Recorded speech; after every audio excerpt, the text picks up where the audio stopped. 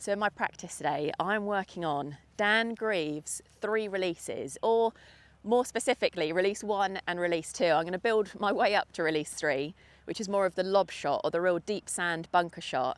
So for now, I'm going to focus on release 1, the chip and run, and release 2, which is that more soft landing shot. I absolutely love Dan's book and his content. He's got a great YouTube, great content on Instagram. I'll link to it all below. And it's a system I want to learn. They're releases that I want to add to my toolbox for when I go out on the golf course. So let's get going with release 1, the chip and run. So when it comes to release 1, what I've been working on, and this is all, again, from Dan's book, which is brilliant, is following his checklist. So the first part of the checklist is about setup. So release 1, I'm coming in really narrow stance. So it's the 1 club head stance and quite close to the ball. He mentions having the heel a little bit up like this, so coming in quite close to it. When I look back on chip and runs and why I used to struggle with them, I think my takeaway had a big part of that, because I would roll my wrist. I'd almost come into the ball, having to manipulate it a little bit, send me up, and then just get those thinning shots that go running through the back of the green.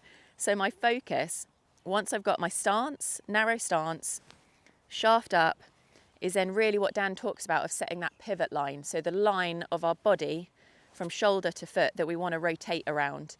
And by doing this, it's about 70% of my weight is on my left. It just saves me from doing what I used to do, which would make me thin the ball, of that lifting my shoulder and sort of coming up and out of the shot.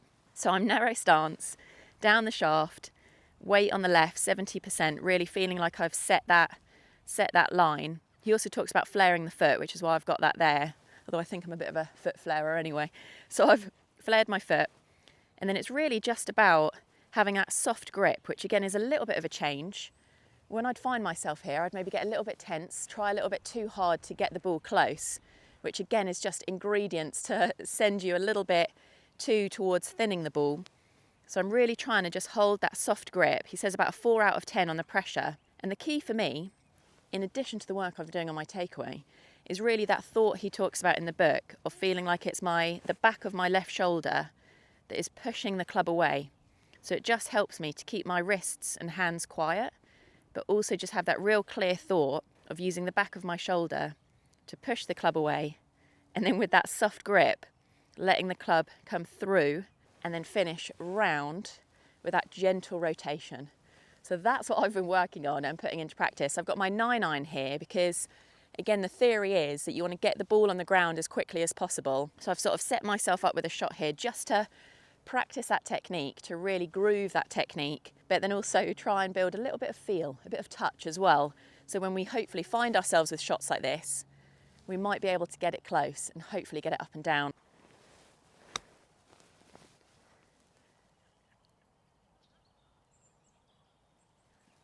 I think we'll take that one. So now we're coming in, close stance, ball at the back, soft grip.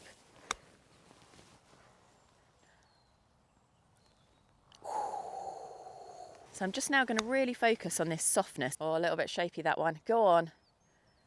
Still though, so that oddly felt like a miss-hit, but even still I would take that over what I used to do with chip and run. So we've probably got here from that miss-hit, which just felt maybe I got a little bit too soft with it, I don't know, or didn't rotate enough. I think that's my challenge at the minute, is not only trusting the drop of the club, but that real rotation with the chest through as well to that full finish where you're facing the target. But here, so we've got 2, I'd say sort of just under 9 foot there, but this one I would back myself pretty well to get that up and down. I hope that was sort of inside maybe 3 foot, 4 foot. But I think that's what I find with the release 1, and really building confidence in that technique from Dan's checklist in the book. It just means that by coming out and practicing that, it allows me to then feel confident in it, so I can start to build that feel as well. So for release 2, this feels like the bolder shot, but it's definitely the one that I want to try and crack.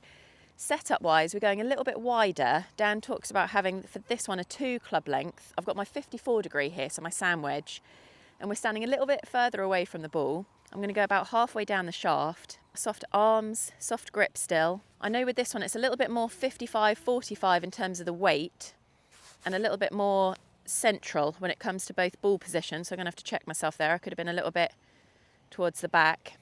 And the main challenge with this is, again, the trust, that real sense of when you take the club back. So I'm using that same feeling of from behind the shoulder to help me push back. I could get a little bit wristy as well, so I want to just let the wrist hinge almost happen naturally, if I can, knowing that I'm a little bit wristy. So by letting it happen a bit more naturally, the key then is that letting the club fall, feeling like the club, just as Dan says, let gravity take over, which is the scary part. So my real focus is exactly that. When I get to here, feeling like gravity lets the club fall, and then the challenge is to let the club head pass the hands, and we want to be finishing with the butt of the grip more towards our buckle or our button on our trousers. But that for me is the challenge at that minute, that real sense of letting the club fall, having that trust, surrendering to it, and hoping that it's going to go roughly where you want it to go. So I'm just going to try and groove that feeling, build that trust of feeling like the club head passes my hands. Check my setup is okay. Sternum's a little bit more central, a little bit more behind the ball.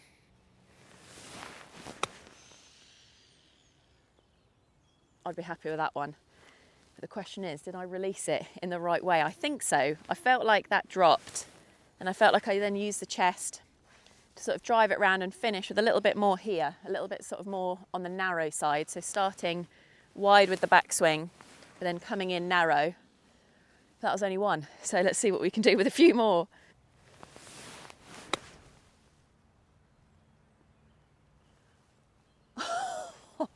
Okay, I might be liking this release too. When I can be brave with it, it goes well. When I panic, it doesn't go so well. So I'm trying to be brave. This is the purpose of the practice. Just really get confident with this technique. Oh, that's a little bit firmer. That's it. But yeah, I felt I wasn't so relaxed with that one. So that last one had a bit more pace to it because I felt I just didn't relax as much. This one, I think I was the most relaxed and it came off the best. This was our first one, which again I was happy with. I kind of felt more focusing on that feeling of releasing the club head. Whereas the last one that I hit here that had a little bit of pace to her, I think I tensed up a little bit. Needed to be a bit more confident in that relaxed feeling of just letting the club fall before then using the chest to rotate through. But I'm liking it. Release 2, work in progress, but I really am excited to take this one in particular out onto the course because I just think it could be a game changer for when you find yourself in those tight spots.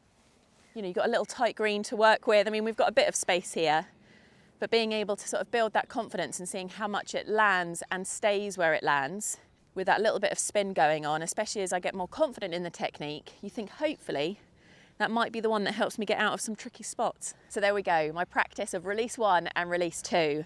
Definitely getting there with release 1. Release 2, I need to, again, really work on that confidence of just letting gravity take the club and letting it release past the hands, but we're getting there. So let me know, do you love Dan's stuff as well? Have you been trying to crack those 3 releases? Let me know in the comments below how you've been getting on, and I'll see you there.